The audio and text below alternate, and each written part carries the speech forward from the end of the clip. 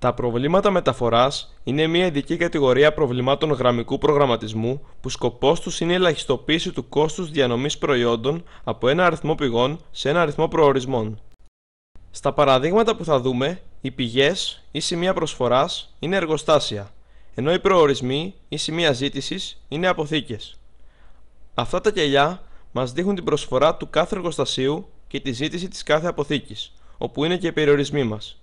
Για παράδειγμα, το άθροισμα της γραμμής 1 δεν μπορεί να ξεπερνάει το 70, δηλαδή α1 συν β1 συν γ1 συν δ1 μικρότερο ίσο του 70. Επίσης, το άθροισμα της ζήτησης και το άθροισμα της προσφοράς είναι πάντα ίσα. Τα κελιά με σωμών background μας δείχνουν το κόστος σε χρηματικές μονάδες που συνεπάγεται από τη μεταφορά ενός προϊόντος από ένα εργοστάσιο σε μία αποθήκη. Για παράδειγμα, αν από το εργοστάσιο 1 πάμε ένα προϊόν στην αποθήκη α, το κόστος είναι 55 χρηματικές μονάδες. Τι ονομάζουμε αρχική λύση? Αρχική λύση είναι μια δυνατή λύση του προβλήματος που δεν παραβιάζει τους περιορισμούς του. Οι μέθοδοι που θα χρησιμοποιήσουμε για έβρεση αρχικής λύσης είναι η βορειοδυτική γωνία, η ελαχίστου κόστους και η Vogel.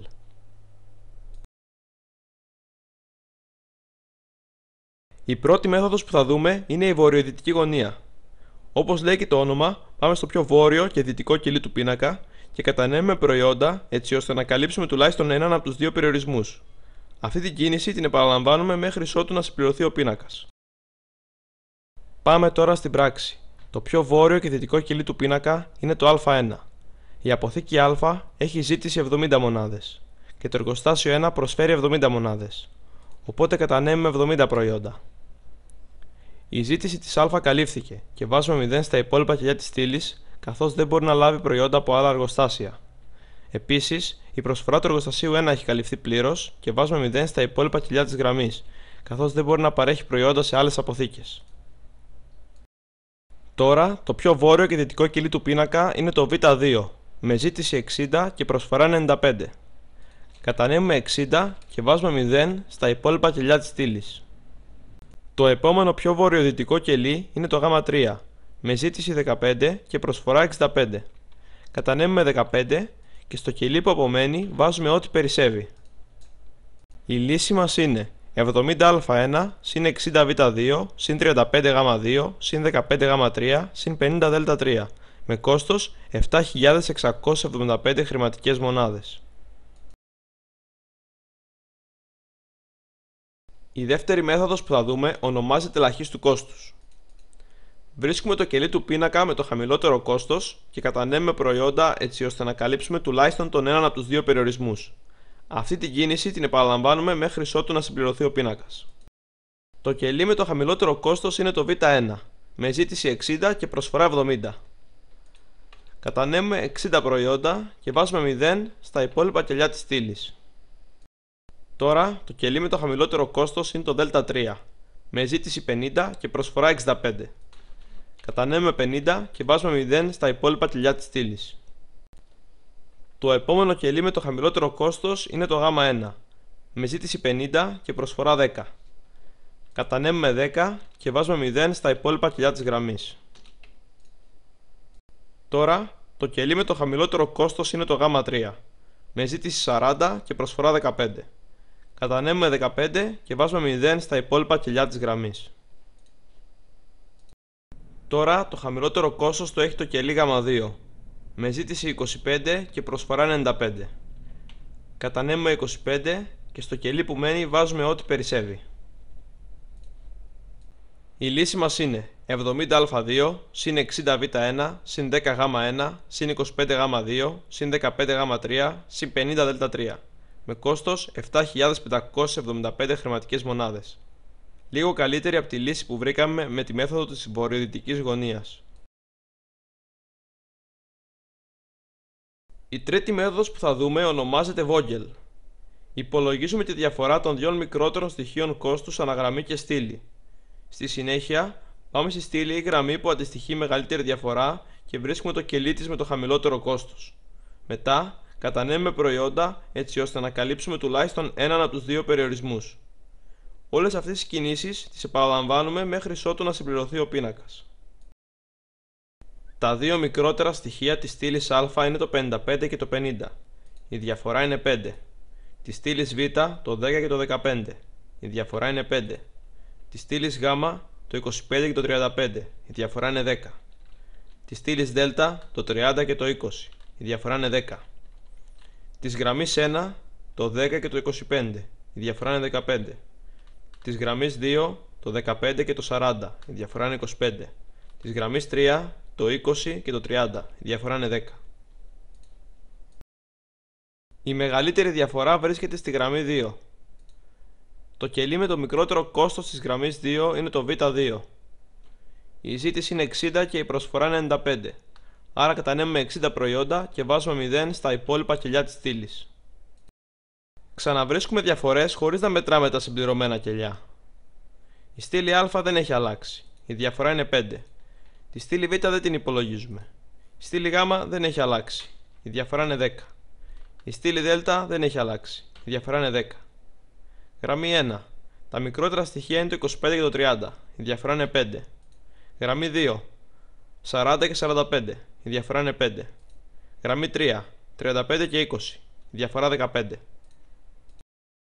Η μεγαλύτερη διαφορά βρίσκεται στη γραμμή 3. Το κελί με το χαμηλότερο κόστος της γραμμής 3 είναι το δ3. Η ζήτηση είναι 50 και η προσφορά 65. Άρα κατανέμουμε 50 προϊόντα και βάζουμε 0 στα υπόλοιπα κελιά της στήλης. Ξαναβρίσκουμε διαφορές. Στήλη α δεν έχει αλλάξει. Η διαφορά είναι 5. Στήλη β δεν υπολογίζουμε. Στήλη γ δεν έχει αλλάξει. Η διαφορά είναι 10. Στήλη δ δεν υπολογίζουμε. Γραμμή 1. Τα μικρότερα στοιχεία είναι το 55 και το 25. Η διαφορά είναι 30. Γραμμή 2. 60-40. Η διαφορά είναι 20. Γραμμή 3. 50-35. Η διαφορά είναι 15. Πάμε στη γραμμή 1. Το κελί με το χαμηλότερο κόστος είναι το γ1. Η ζήτηση είναι 50 και η προσφορά 70. Άρα κατανέμουμε 50 προϊόντα και στα υπόλοιπα κελιά της στήλης βάζουμε 0. Στη στήλη που απομένει βάζουμε ό,τι έχει περισσέψει. Η λύση μας είναι 20α1 συν 35α2 συν 15α3 συν 60β2 συν 50γ1 συν 50δ3 με κόστος 7.100 χρηματικές μονάδες. Θα χρησιμοποιήσουμε τη μέθοδο Stepping Stone για να ελέγξουμε αν η αρχική λύση που έχουμε είναι η βέλτιστη και αν δεν είναι θα την βελτιώσουμε. Σαν αρχική λύση θα πάρουμε αυτή που βρήκαμε με τη μέθοδο λαχίστου κόστους, καθώς η μέθοδος Vogel απέδωσε τη βέλτιστη λύση για το συγκεκριμένο παράδειγμα. Πρώτα, υπολογίζουμε το κόστος της αρχικής λύσης. Μετά, θέλουμε να δούμε πώς μεταβάλλεται το κόστος για την κατανομή μιας μονάδας προϊόντος σε ένα από τα κενά κελιά. Αυτό θα το κάνουμε για όλα τα κενά κελιά του αρχικού πίνακα, ενώ πρέπει πάντα να προσέχουμε να μην παραβιάζονται οι περιορισμοί. Αν για κάποια κατανομή σε κενό κελί μειώνεται το κόστος, τότε η λύση που έχουμε μπορεί να βελτιωθεί. Τα κενά κελιά είναι α1, α3, β2, β3, δ1 και δ2. Πάμε στο κελί α1 και κατανέμουμε μια μονάδα. Οι περιορισμοί ζήτησης και προσφοράς δεν ικανοποιούνται πλέον, οπότε πρέπει να τροποποιήσουμε άλλους συνδυασμούς μη κενών κατανομών. Για να ικανοποιήσουμε τον περιορισμό της προσφοράς γραμμής 1 θα αφαιρέσουμε μια μονάδα από το γ1. Μετά θα προσθέσουμε μια μονάδα στο γ2 για να ικανοποιήσουμε τη ζήτηση της στήλης γ. Και τέλος αφαιρούμε μια μονάδα από το α2 για να ικανοποιήσουμε τη ζήτηση της στήλης α και την προσφορά της γραμμής 2. Βλέπουμε πως μια κατανομή προϊόντος στο κελί α1 δεν μας συμφέρει, καθώς αυξάνει το κόστος κατά 10 χρηματικές μονάδες. Το επόμενο κενό κελί είναι το α3. Πάμε και κατανέμουμε μια μονάδα. Μετά, για να ικανοποιήσουμε τους περιορισμούς, αφαιρούμε μια μονάδα από το γ3, προσθέτουμε μια μονάδα στο γ2 και αφαιρούμε μια μονάδα από το α2. Για την κατανομή μιας μονάδας στο α3 το κόστος μειώθηκε κατά 5 χρηματικές μονάδες, άρα υπάρχει περιθώριο βελτίωσης. Το επόμενο κενό κελί είναι το β2. Κατανέμουμε μια μονάδα και για να ικανοποιήσουμε τους περιορισμούς αφαιρούμε μια μονάδα από το β1, προσθέτουμε μια στο γ1 και αφαιρούμε μια από το γ2. Για μία κατανομή ενός προϊόντος στο Β2, το κόστος μειώθηκε κατά 10 χρηματικές μονάδες. Το επόμενο κενό κελί είναι το Β3.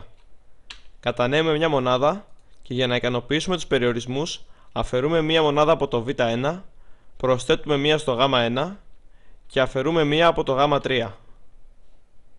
Για αυτή την κατανομή το κόστος αυξήθηκε κατά 10 χρηματικές μονάδες. Το επόμενο κενό κελί είναι το Δ1. Πάμε και κατανέμουμε μια μονάδα. Μετά αφαιρούμε μια μονάδα από το Δ3, προσθέτουμε μια μονάδα στο Γ3 και αφαιρούμε μια μονάδα από το Γ1. Αυτή η κατανομή αυξάνει το κόστος κατά 20 χρηματικές μονάδες. Το τελευταίο κοινό κελί είναι το Δ2. Κατανέμουμε μια μονάδα και μετά αφαιρούμε μία από το Δ3, προσθέτουμε μία στο Γ3 και αφαιρούμε μία από το Γ2. Αυτή η κατανομή αυξάνει το κόστος κατά 20 χρηματικές μονάδες. Τώρα που βρήκαμε πώς μεταβάλλεται το κόστος από την κατανομή προϊόντων σε κενά κελιά, πάμε να φτιάξουμε το νέο πίνακα. Επιλέγουμε το κελί με την πιο αρνητική μεταβολή, στην περίπτωσή μας το Β2. Μετά, μεταφέρουμε όσο πιο πολλά προϊόντα μπορούμε με το ίδιο μοτίβο που είχαμε ακολουθήσει όταν είχαμε κατανέμει μόνο μια μονάδα στο Β2. Δηλαδή, αυξάνουμε το Β2, μειώνουμε το Β1, αυξάνουμε το Γ1, μειώνουμε το Γ2. Το ίδιο θα κάνουμε και εδώ. Η μεγαλύτερη ποσότητα που μπορούμε να μεταφέρουμε είναι 25 μονάδες. Οπότε, αυξάνουμε το Β2 κατά 25, μειώνουμε το Β1 κατά 25, αυξάνουμε το Γ1 κατά 25 και μειώνουμε το Γ2 κατά 25. Το κόστος είναι 250 χρηματικές μονάδες χαμηλότερο από την αρχική μας λύση. Άμα θέλουμε, μπορούμε να ξαναεφαρμόσουμε τον αλγόριθμο Stepping Stone για να βελτιώσουμε περαιτέρω τη λύση.